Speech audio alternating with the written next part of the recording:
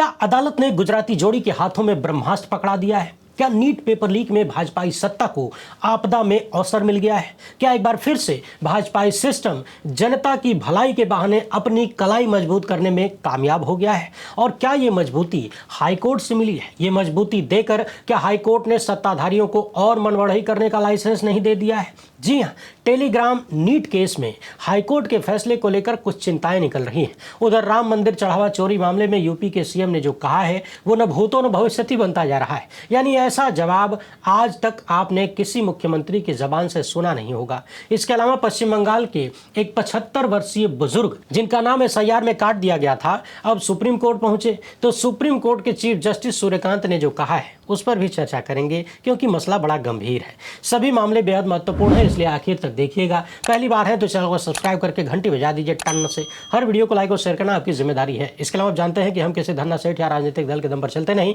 तभी खुलकर उन मुद्दों पर बात हो पाती है जिन्हें छुपाने के लिए गोदी मीडिया को पैदा किया गया है। हमारा काम पसंद आता हो तो इसके QR कोड या फिर मोबाइल नंबर का प्रयोग करते हुए जो भी हो सके आर्थिक सहयोग भेजने का प्रयास जरूर करें। बहुत बहुत धन्यवाद। देश भर में पेपर लीक का मुद्दा गूंज रहा है। हर तरफ चर्चा हो रही है कि भाजपाई सिस्टम ने युवाओं के भविष्य को बर्बादी के कगार पर खड़ा कर दिया है। कहीं कोई जवाबदेही नहीं, कोई जिम्मेदारी नहीं। सोचिए कि कितने हफ्ते गुजर गए, देश के युवा, देश की जनता शिक्षा मंत्री की जवाबदेही चाहते हैं। कॉकरोच पार्टी वाले लगातार इसी मुद्दे को लेकर सड़क पर उतर रहे हैं। कांग्रेस के कार्यकर्ता कड़कती धूप में देश भर में लाठी खा रहे हैं, लेकिन धर्मेंद्र प्रधान का इस्तीफा अब तक नहीं हुआ। धर्मेंद्र प्रधान पर बैन लगाने की हिम्मत गुजराती जोड़ी की नहीं हुई। लोग कहने लगे हैं कि या तो गुजराती जोड़ी धर्मेंद्र प्रधान को हटाने की हिम्मत नहीं कर पा रही है, या फिर उसकी नजर में देश की जनता, देश के युवाओं की कोई औकात नहीं है। यानी युवाओं को उनकी हैसियत दिखाई जा रही है कि तुम चिल्लाते रहो, बोलते रहो, रोते रहो, बिलखते रहो और तो और मरते भी रहो, हम वही करेंगे जो हमारी इच्छा होगी। वरना यदि जनता की कोई अहमियत उनकी नजर में होती तो निश्चित ही अब तक शिक्षा मंत्री का इस्तीफा हो चुका होता। मगर समझने वाली बात यह है कि धर्मेंद्र प्रधान पर बैन लगाने की हिम्मत न कर पाने वाले टेलीग्राम पर बैन लगा चुके हैं। इस बैन के खिलाफ जब टेलीग्राम हाईकोर्ट पहुंचा तो हाईकोर्ट ने भी सरकार के फैसले पर मुहर लगा दिया। सरकार ने टेलीग्राम की सेवाएं भारत में 22 जून 2026 तक रोकने का आदेश दिया था। इसके साथ ही टेलीग्राम के मैसेज एडिटिंग फीचर को भारत में 30 जून 2026 तक बंद करने को कह दिया गया है। सरकारी तर्क यह है कि टेलीग्राम का इस्तेमाल नीट पेपर लीक, फर्जी पेपर और परीक्षा से जुड़ी धोखाधड़ी फैलाने में हो सकता है। और कोर्ट ने यह भी कह दिया कि सरकार ने बैन लगाने में सारी कानूनी प्रक्रिया का पालन किया है। अदालत ने यहां तक कह दिया कि मामला इमरजेंसी सिचुएशन वाला था। सोचिए ये सरकारी व्यवस्था के लिए, मोदी सत्ता के लिए कितनी शर्मनाक बात होनी चाहिए कि हाईकोर्ट को कहना पड़ रहा है कि पेपर लीक रोकने के लिए इमरजेंसी सिचुएशन में सरकार ने टेलीग्राम को बैन किया है। हालांकि टेलीग्राम को बैन करना मात्र एक बहाना है, दिखावे की रणनीति है, इससे ज्यादा कुछ भी नहीं।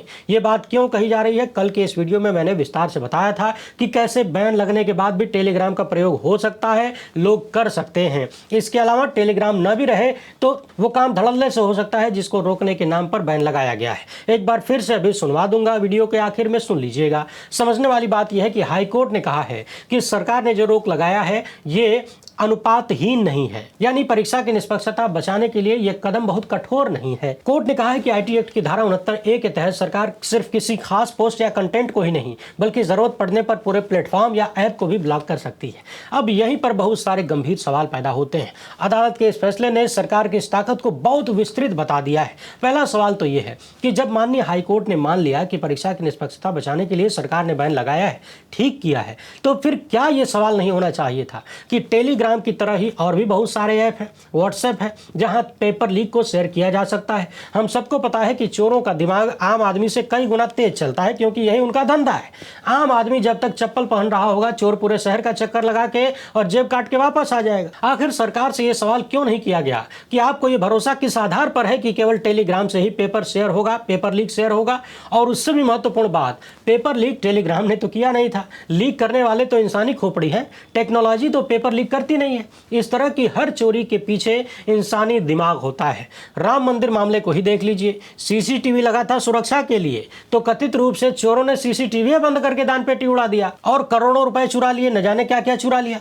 अब इसमें सीसीटीवी का क्या दोष है? कल को सरकार कहे कि यह सीसीटीवी ने बदमाशी किया है, वो बंद हो गया, सीसीटीवी पर बैन लगा दीजिए। बात पेपर लीक की हो या मंदिर में चढ़ावा चोरी की, कहीं भी टेक्नोलॉजी का दोष नहीं है। दोष टेक्नोलॉजी के पीछे खड़े शैतानी खोपड़ी का है। जिन लोगों ने उस टेक्नोलॉजी को कभी हथियार बनाया तो कभी ढाल बनाया। सवाल यह भी पैदा होता है कि माननीय हाईकोर्ट को क्या इस मामले में और गंभीर मुद्दों पर दूरगामी विचार नहीं देने चाहिए थे, क्योंकि एक बात साफ है कि पेपर लीक करने वाले जब पेपर लीक करेंगे तो उसे फैलाने के उनके पास बहुत सारे माध्यम हैं, उपलब्ध हैं। टेलीग्राम बैन से उन पर कोई असर होने वाला नहीं है, लेकिन हाईकोर्ट ने जिस तरीके से सरकार के इस फैसले पर मुहर लगाया है उसे लेकर बहुत सारी चिंताएं जरूर पैदा हो गई हैं। खोजी पत्रकार सौरभ दास, जो कि अब कॉकरोच जनता पार्टी के मुख्य प्रवक्ता भी हैं, इन्होंने हाईकोर्ट के इस फैसले पर लिखा है कि टेलीग्राम बैन केस में दिल्ली हाईकोर्ट ने जो फैसला दिया है वो बहुत ही चिंताजनक है। सरकार की इंफॉर्मेशन वर्ल्ड को ब्लॉक करने की पावर का कोर्ट ने इतने बड़े पैमाने पर मतलब निकाला है कि अब पूरा प्लेटफॉर्म ही बैन किया जा सकता है। इसका नागरिकों के फ्री स्पीच राइट्स पर गंभीर असर पड़ सकता है।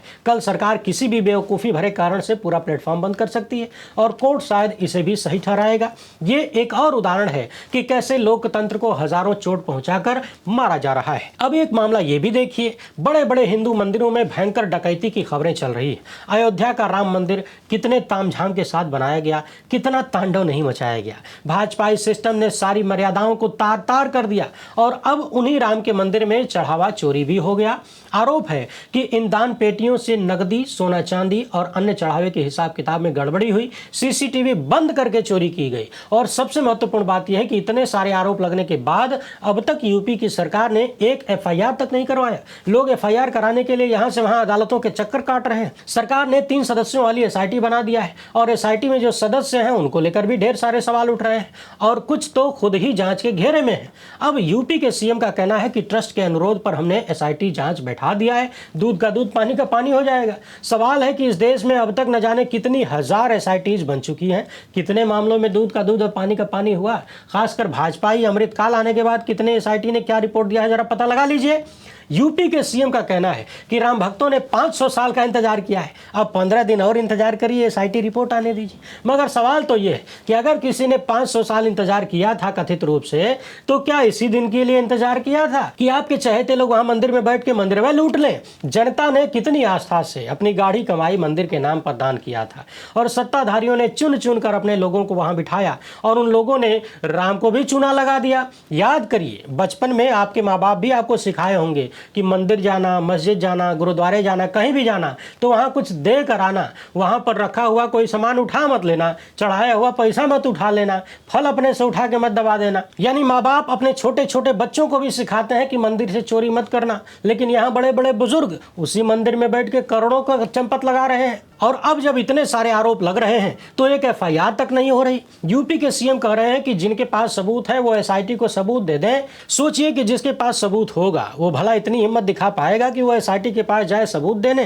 फिर उसकी जान की रक्षा कौन करेगा? कल को किसी एक्सीडेंट में उसकी मौत हो गई तो गारंटी कौन लेगा?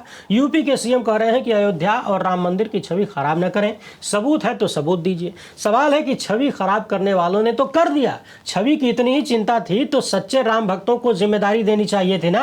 लगातार सवाल उठ रहा है कि सरकार ने वहां सक्षम और काबिल लोगों को नहीं बल्कि अपने विश्वस्त लोगों को बिठाया। अपने विश्वस्त, जिनका कैरेक्टर पहले से ही दागदार है, उन लोगों को बिठाया गया और अब कथित रूप से बचाया भी जा रहा है। और यूपी के सीएम एक बार फिर से भाजपाई सिस्टम की जिम्मेदारी तय करने की बजाय सारा ठिकरा अयोध्या और राम मंदिर पर फोड़ देना चाहते हैं। यानी अगर आप चढ़ावा चोरी पर सवाल कर रहे हैं तो इसका मतलब है कि आप अयोध्या और राम मंदिर की छवि खराब कर रहे हैं। सवाल है कि जिन लोगों ने चढ़ावा चोरी किया, क्या उन्होंने राम मंदिर की छवि और अयोध्या की छवि को बहुत अच्छा कर दिया है? और आप लोगों ने ऐसे कथित चोरों डकैतों को वहां बिठाकर किसकी छवि को बढ़ाया है?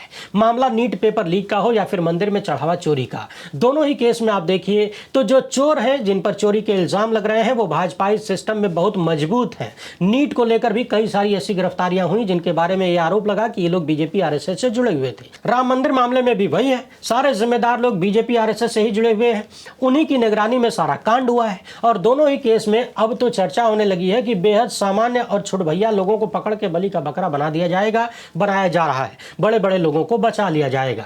यही हमेशा से होता आया है और भाजपाई सिस्टम का ये पेट फार्मूला है, क्योंकि जो बड़े बड़े हैं उन पर हाथ लगाने का मतलब है कि सबकी पोथी पतरी खुल जाएगी, क्योंकि कद्दू कटा है तो सब में बटा है। नीट जैसी बड़ी परीक्षा का पेपर लीक होना और उससे पैसा कमाना, आपको क्या लगता है खाली एक आदमी खा रहा होगा?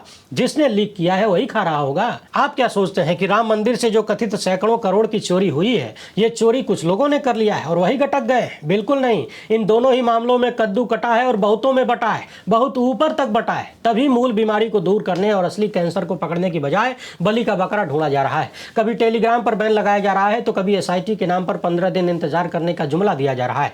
आप यूपी सीएम का तर्क सुनिए कि 500 साल इंतजार किया है, 15 दिन और इंतजार कर लीजिए। राम मंदिर को बदनाम मत करिए। सोचिए, हुजूर अब तक एक एफआईआर नहीं करवा सके और 15 दिन इंतजार करवाने की बात कर रहे हैं। मोहल्ले में एक छोटी सी चोरी हो जाए तो मुकदमा दर्ज होता है पहले, लेकिन यहाँ विश्व प्रसिद्ध राम मंदिर में कथित रूप से सैकड़ों करोड़ की डकैती हो गई, कोई एफआईआर नहीं। ये अपनों को बचाने का प्रयास नहीं तो क्या है। समझने वाली बात यह है कि जो कथित बीजेपी और आरएसएस के लोग मंदिर तक का पैसा नहीं छोड़ रहे, क्या वो नीट का पेपर लीक करना बंद कर देंगे?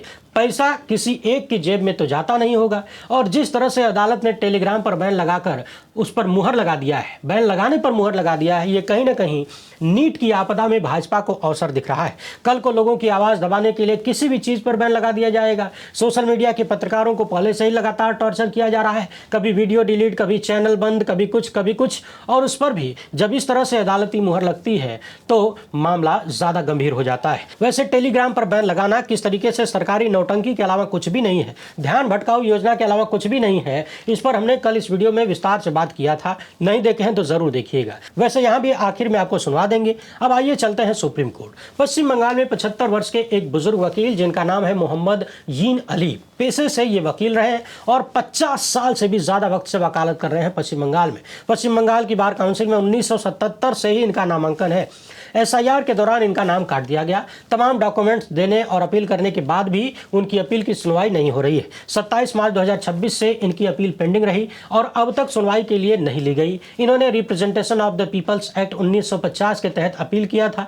अब चीफ जस्टिस सूर्यकांत और जस्टिस वी मोहाना की बेंच ने कहा है कि पहली नजर में ये जो याचिका करता है 75 वर्षीय वकील, ये जेन्युइन वोटर लग रहे हैं, यानी पश्चिम बंगाल के वास्तविक नागरिक लग रहे हैं, कोई संदिग्ध व्यक्ति नहीं है। इसके बाद सुप्रीम कोर्ट ने कहा कि आप अपीलेट ट्रिब्यूनल में चले जाइए, यानी सीधे नाम बहाल नहीं किया गया, कह दिया गया कि जो मैकेनिज्म बनाया गया है पहले से उसको फॉलो करिए। कोर्ट ने ट्रिब्यूनल को कहा है कि इस मामले को आउट ऑफ टर्न जाके हियरिंग दी जाए और अपील को जल्दी डिसाइड किया जाए। अब आप जरा सोचिए, एक 75 वर्षीय वकील का मामला मार्च महीने से लटका के रखा गया, सुनवाई नहीं हुई। अब जब वो सुप्रीम कोर्ट पहुंचते हैं चुनाव बाद, तो सुप्रीम कोर्ट और चीफ जस्टिस को कहना पड़ रहा है कि मामला सही लग रहा है, ये जेन्युइन वोटर हैं, बंगाल के संदिग्ध नहीं है। जरा सोचिए कि जो व्यक्ति 1977 से पश्चिम बंगाल में वकालत कर रहे हैं, उनका भी नाम काट दिया और उन्हें भी इस अदालत से उस अदालत भागना पड़ रहा है। सवाल है कि हाल ही में हुए चुनाव में इन्हें वोट देने का अधिकार नहीं मिला और इनके जैसे करीबन 34 लाख लोग इंतजार करते रह गए, इन सबको वोटिंग का अधिकार नहीं मिला, जबकि 32-33 लाख वोटों से ही, इतने के अंतर से ही भाजपाई सत्ता आ गई, टीएमसी हार गई। क्या बंगाल की नई सरकार को यह माना जा सकता है कि वो ईमानदारी से चुनी हुई सरकार है, वो जनमत के आधार पर आई हुई सरकार है? जितने भी लोगों का नाम कटा है और जिन्होंने अपील किया है, उनमें से ज्यादातर के मामले में सब कुछ ठीक पाया जा रहा है, यानी जितने की भी सुनवाई हो पा रही है, उसमें कहीं कोई गड़बड़ी नहीं निकल रही है, सब जेन्युइन वोटर ही निकल रहे हैं। और इसी सुप्रीम कोर्ट ने लाखों लोगों को वोटिंग राइट छीन लिया और अब चीफ जस्टिस कह रहे हैं कि 75 वर्षीय याचिकाकर्ता को आउट ऑफ टर्न हियरिंग दी जाए। जब आउट ऑफ टर्न जाकर इनका नाम काटा गया, जब आउट ऑफ टर्न जाकर लाखों लोगों को वोट डालने से रोका गया, उनका संवैधानिक अधिकार छीना गया, जब आउट ऑफ टर्न जाकर कह दिया गया कि इस बार नहीं तो अगली बार वोट दे लेना, क्या दिक्कत है, जब आउट ऑफ टर्न जाकर तमाम सवालों को दबा दिया गया, जब आउट ऑफ टर्न जाकर एसआईआर की वैधता के सवाल को खो दिया गया, तब हुजूर को यह आउट ऑफ टर्न याद क्यों नहीं आया? जब लोकतंत्र बचाने की बात थी तब आउट ऑफ टर्न याद क्यों नहीं आ रहा था? क्योंकि ये सब कुछ तो माननीय के कर कमलों द्वारा ही किया गया। अब आप सोचिए कि भारतीय लोकतंत्र का कैसा कबाड़ा बनाया गया है। लोकतंत्र का मतलब होता है लोगों का तंत्र, लोगों द्वारा बनाया गया तंत्र, परंतु अब तंत्र लोगों को चुन रहा है।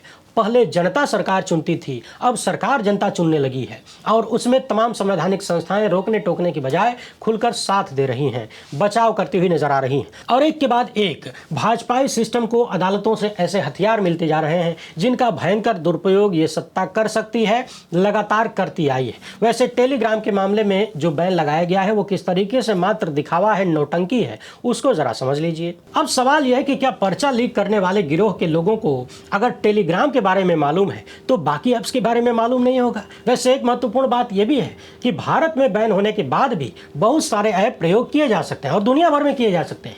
टेक्निकल एक्सपर्ट बताते हैं कि किसी ऐप या वेबसाइट को किसी क्षेत्र विशेष में बैन करने के लिए बहुत तगड़ा सिस्टम लगाना होगा, वरना वीपीएन के जरिए बैन होने के बाद भी ऐप को प्रयोग किया जा सकता है।